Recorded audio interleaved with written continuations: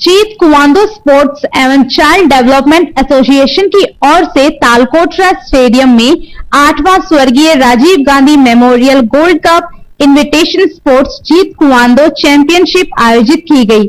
इस अवसर पर एशियन गोल्ड मेडलिस्ट और अर्जुन एवं द्रोणाचार्य अवार्डी पद्मश्री महाबली सतपाल जी मुख्य अतिथि के रूप में उपस्थित थे।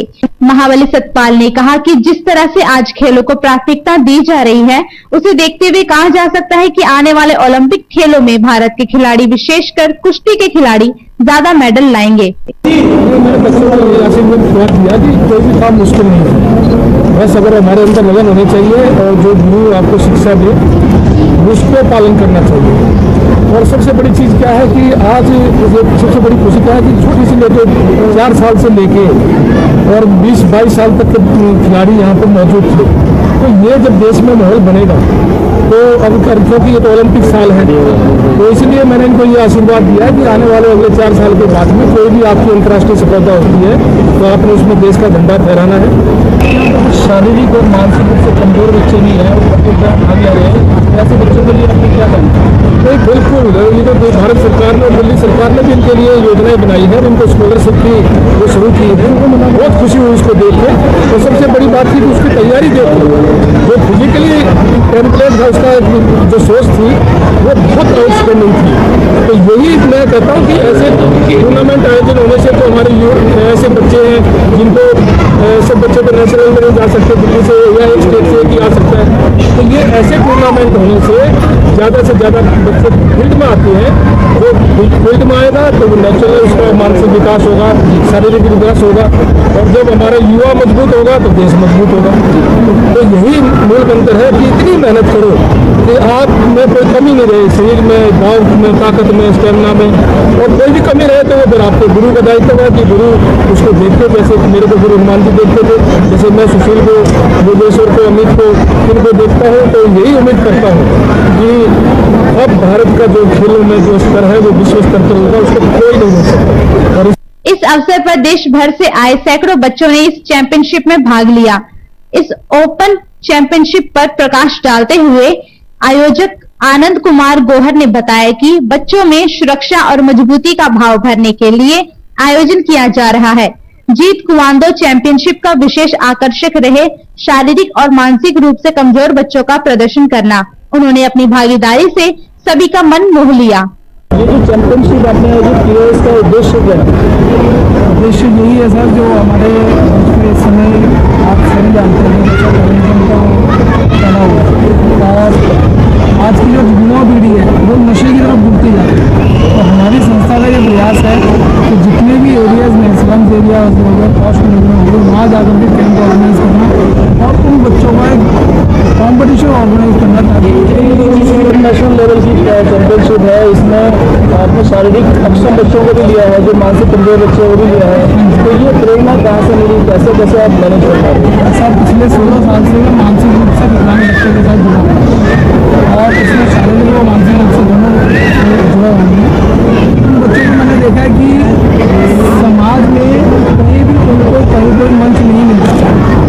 तो हमारी संस्था प्रोग्राम ऑर्गेनाइज करके उन बच्चों को सामने रखती है ताकि वो बच्चों को भी प्लेटफॉर्म मिल सके। यही हमारे आने वाले समय में और क्या क्या कार्यक्रम करने की इच्छा है?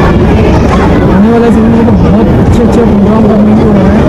मेरा एक सपना है कि हैंडीकैप बच्चों का कॉम्पिटिशन ऑर्गेनाइज, नॉर्मल नहीं, हैंडीकैप बच्चों का कॉम्पिटिशन ऑर्गेनाइज करें, जिसमें हैंडीकैप बच्चे फाइट कर सके, पार्टिसिपेट कर सके अपनी एबिलिटी के हिसाब से। सरकारी स्तर पर किस तरह की मदद मिल पा रही है? अभी तक तो नहीं मिल रही,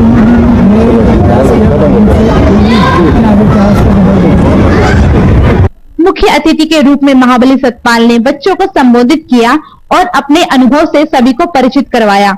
उन्होंने कहा कि उन्होंने अपने जीवन में 3000 से अधिक कुश्तियां जीती है और एक दिन में 21 से अधिक कुश्तियां जीतकर नया कीर्तिमान स्थापित किया है। उन्होंने इस बात पर भी बल दिया कि यदि किसी बात को लेकर आपके गुरु आपको डांटते हैं तो उसे बुरा ना मानकर बल्कि अपने जीवन में अच्छाई को अपनाना है। उन्होंने सभी बच्चों को मर्यादा में रहते हुए सफलता हासिल करने की दिशा में बढ़ने की शुभकामनाएं दी। तो ये जब देश में माहौल बनेगा तो अब क्योंकि ये तो ओलंपिक साल है, तो इसलिए मैंने इनको ये आशीर्वाद दिया है कि आने वाले अगले 4 साल के बाद में कोई भी आपकी अंतर्राष्ट्रीय सफलता होती है तो आपने उसमें देश का झंडा फहराना है।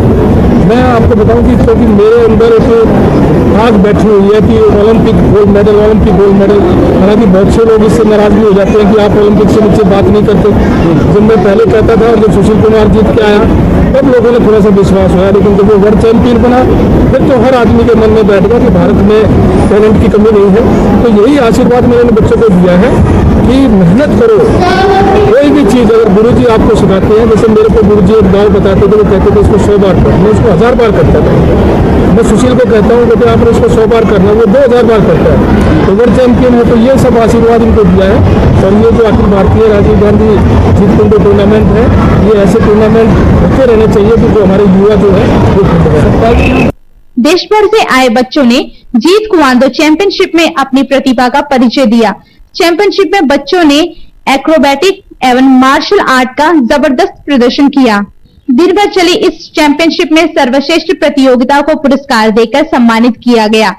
देश भर से आए बच्चों ने यहां आतंक के खिलाफ अपनी एकजुटता का परिचय देते हुए एक स्वर में अपनी आवाज बुलंद करते हुए देश की एकता और अखंडता के नाम पर शपथ ली और संकल्प लिया कि वो आतंकवाद के खिलाफ हमेशा तैयार रहेंगे और देश के लिए अपने आप को समर्पित कर कार्य करेंगे।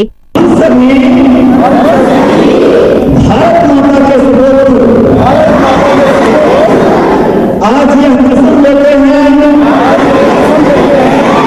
कि प्रकृति हमारे अंदर निहित शक्ति हमेशा भारत माता की आन और शान के लिए समर्पित रहे। हम सभी प्राणी मात्र एवं मानव जाति तथा राष्ट्र स्वाभिमान की रक्षा समाज की बुराइयों के साथ साथ आतंकवाद से भी लड़ते लड़े